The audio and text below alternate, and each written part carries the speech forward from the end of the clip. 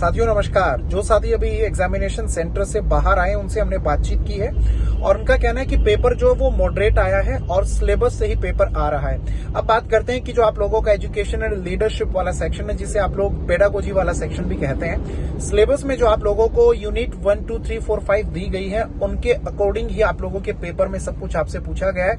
Out of syllabus आपका paper नहीं आ रहा है। ऐसी कोई भी यूनिट नहीं है जिस यूनिट से प्रश्न आपके पेपर में ना आया हो, क्योंकि जिन साथियों से भी बातचीत हुई है उन्होंने जिन जिन प्रश्नों का जिक्र किया है वो हमें यूनिट 1, 2, 3, 4, 5 पांचों यूनिट से देखने को मिल रहे हैं। आप लोग डेवलपमेंट वाला टॉपिक अच्छे से करके जाएं, जिसके अंदर एडोलसेंस से प्रश्न आ रहे हैं, और एडोलसेंस के बाद में आप लोगों ने देखा होगा सोशलाइजेशन आपके सिलेबस का हिस्सा है, वहां से प्रश्न आ रहे हैं। आरटीई एक्ट से प्रश्न आपके पेपर में आए हैं। आरपीडब्ल्यूडी एक्ट आप लोगों ने इंक्लूसिव एजुकेशन वाला जो सेक्शन लर्निंग डिसेबिलिटीज वाला अपना तैयार किया है, उसको एक बार फिर से रिवाइज कर लीजिए, वहां से भी प्रश्न आपके पेपर में आया है। एनईपी 2020 से, ईसीसीई से, school mental health, community partnership, और इसके साथ साथ मैंने हम सभी ने देखा है कि हमारा जो नया सिलेबस हमें डिजाइन करके दिया गया है उसके अंदर कई सारे नए टॉपिक हम लोगों को दिए गए हैं, जहां से आज से पहले प्रश्न नहीं आते थे।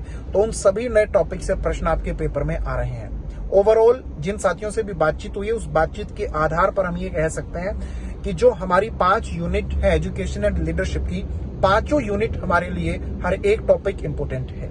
तो देखिए, सिलेबस आपके पास में है, उससे रिलेटेड स्टडी मटेरियल आपके पास है, उसका बार बार रिवीजन आप लोग करते रहें। जो केवीएस है वो एक स्टैंडर्ड पेपर बनाने के प्रयास करता है कि कोई भी टॉपिक ऐसा ना हो कि एक ही टॉपिक से बहुत सारे क्वेश्चन आ जाएं और किसी दूसरे टॉपिक से क्वेश्चन ना आए।